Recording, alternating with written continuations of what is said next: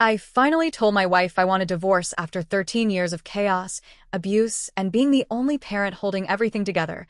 Then I found out she was already talking to someone, undermining me with the kids, and acting like I'm the problem. I told my wife I wanted a divorce after 13 years together. 13 years that somehow held both some of the best moments of my life and some of the worst. We built a family.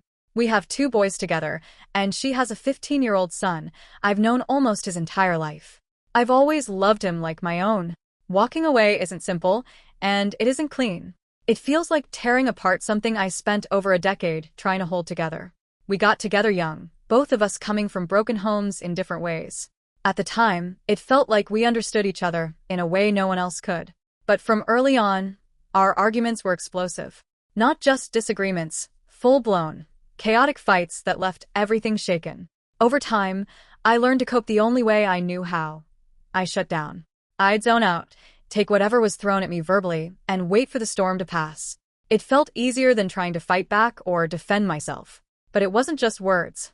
There were times things crossed lines I never thought I'd tolerate. She took my car for days without a license. She trashed our home during fights.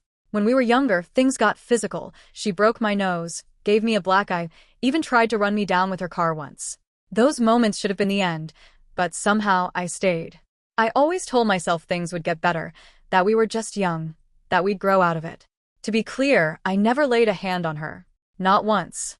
Even when things escalated, I held that line. There were times she called the police during our fights, but she was always the one at risk of being taken in if I had chosen to press charges. I never did. I kept thinking about our kids, about not wanting to blow everything up. So I let it go, again and again. Even as the physical side became less frequent, the disrespect never really stopped. She would still throw things occasionally, still scream, still tear me down. She'd kick me out of the house whenever she got angry, no matter who was around. Friends, family, even my niece and nephew, she didn't care.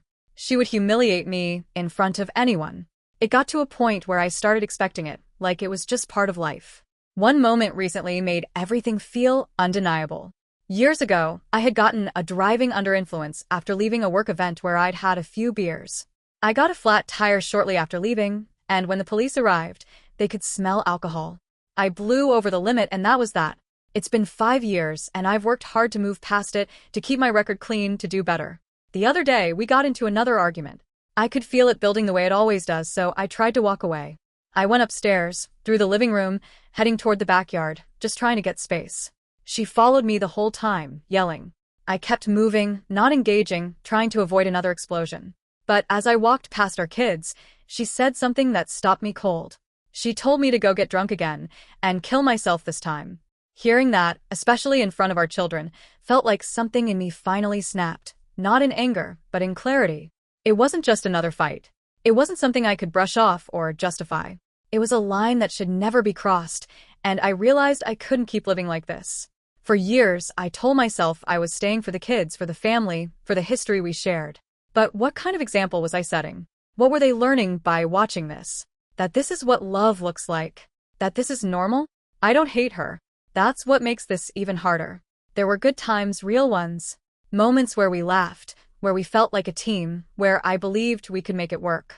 But those moments don't erase everything else. They don't undo the damage. Over the years, it hasn't just been the fights or the chaos inside our home. It's been everything around it too. She's burned bridges with almost everyone in our lives. My family, her family, it didn't matter. There was always a conflict, always something that turned into a fallout. I remember when we were couch surfing for a while, bouncing from place to place just trying to stay afloat. My family would pull me aside and ask how I could keep living like this, how I could keep putting up with it. Her family, on the other hand, would shake their heads and tell me to hang in there, that she was difficult but that she loved me. And for a long time I held on to that. I told myself love was enough to justify everything else. Her biggest complaint about me has always been that I don't give her enough attention. And I understand that, at least in theory. I know what it feels like to want to be seen and appreciated by her partner. But the reality of my life is that I'm working anywhere from 8 to 18 hours a day, just trying to keep everything together. By the time I walk through the door, I'm already exhausted, mentally and physically drained. And what I come home to most days makes it even harder to give anything more. The house is almost always in complete disarray. Food left out on the counters, dishes piled in the sink, trash not taken out. Rooms are a mess. My 10-year-old is usually home from school sitting in front of video games, homework untouched, responsibilities ignored. My 4-year-old sometimes isn't even dressed properly, just wandering around, needing attention that he hasn't been getting. And then there's dinner, something I have to figure out after everything else, because nothing has been planned or prepared. She does work from home, and I've always tried to respect that. But it's been a constant struggle. She lost her last job because she was late or absent nearly every day, 43 shifts in a row. Even getting that job involved cutting corners, and it still didn't last. Now she has a new one, but the pattern doesn't feel any different. Her workspace is always cluttered, with days-old coffee cups and leftover food sitting around. When her workday ends, instead of shifting into anything that helps the household or the kids, she gives our youngest something quick like a Lunchable, cracks open a beer, and plays video games until 3 or 4 in the morning. That's not an occasional thing. It's almost every night. I don't expect perfection, and I don't want a traditional setup where everything falls on one person. That's never been what I wanted. But I do need a partner, someone who takes care of themselves, who helps manage the household, who shares the responsibility of raising our kids. Right now, it feels like I'm carrying everything alone. I pay all the bills. She covers our benefits, but beyond that, her income is hers. Meanwhile, I'm working nonstop just to keep us afloat, only to come home to more work waiting for me. What hurts the most is that she doesn't seem to understand how heavy that is. She sees my lack of energy at the end of the day and interprets it as a lack of love or effort toward her. And I get why she feels that way, I really do. But there's only so much I have left to give after pouring everything into work, the house, and the kids. It's not that I don't care. It's that I'm running on empty. And then, on top of all of that, when she gets angry, it turns into the same cycle of disrespect and breakdown. The yelling, the insults, the things she says in front of our children, it chips away at me every single time. I've spent years absorbing it, telling myself it would get better, that things would change, that we just needed time or patience or understanding. But nothing has really changed in the ways that matter. The hardest part in all of this is that I still love her. She isn't just the mother of my kids, she's someone who has been a huge part of my life for over a decade. There are good memories, real ones, that I'll never be able to erase. That's what makes this so complicated. But love can't keep carrying something that's breaking you down piece by piece. At some point, I had to be honest with myself. I've been taking it, enduring it, trying to hold everything together for so long that I lost track of what a healthy relationship is supposed to feel like. I don't want my kids growing up thinking this is normal. I don't want them to believe that this is what love looks like. So when I say I'm done, it's not coming from anger. It's coming from exhaustion and clarity. I've given everything I had to this, and it's still not enough to make it work in a way that's healthy for any of us. I can't keep living like this, and I can't keep letting my kids grow up in it either. After our last fight, we said we were done, just like we had so many times before. The words weren't new. We've both thrown them around in the heat of the moment, sometimes meaning them, sometimes not. Usually, after some space, things would settle, and we'd fall back into the same cycle. That's how it's always been. This time felt different, though. Not louder or more dramatic, just heavier. Final. Even if neither of us said it out loud in a real, grounded way. We took our usual space. I tried to focus on the kids, on keeping things calm, on not letting another explosion ripple through the house. Then last night, I found out she'd already started talking to someone else. It hit me in a way I wasn't prepared for. I confronted her, and she admitted it, said it had only been a couple of days and that it didn't matter because we were done. That word again. Done. Used like a shortcut, like it erased everything without needing a real conversation. I told her that if we were really done, then we should have said it properly. Not in the middle of a fight, not as a weapon, but as a decision. Something mutual, something acknowledged after things cooled down. I told her it would have meant something to me if she had at least taken off her ring, faced me, and said it was over before moving on to someone else. Instead, she hid it. Took it off while I was asleep next to her, like I wouldn't notice, like it didn't matter. Then acted like it was nothing. That's what broke me. Not just the fact that she was already talking to someone else, but how easily she moved past everything we built. Like 13 years could be switched off overnight. Like I was already replaceable. I took the ring back from her and told her I wanted a divorce. That's when everything shifted. Suddenly, she started walking back what she said, claiming it wasn't what it looked like, that she wasn't really talking to someone, that it wasn't serious. But it didn't matter anymore. The damage was already done. Whether it was a few days or longer, whether it meant something or not, it showed me exactly where we stood.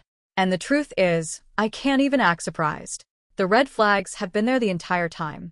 Not hidden, not subtle, just scattered across our relationship like breadcrumbs I kept stepping over. I ignored them because I loved her, because I believed things would change, or that I could handle it, or that love was enough to carry us through. Now I'm sitting here realizing I set myself up for this. I stayed when I should have walked away. I excused things I shouldn't have accepted. That's the part that stings the most. But now it's not just about me. It's about my kids. They've already seen too much, heard too much, lived in this tension for too long. So whatever happens next, I need to handle it in a way that protects them as much as possible. That's where my focus is now. Damage control, stability, making sure they don't carry the weight of our mistakes. Last night, after I told her I wanted a divorce, she left.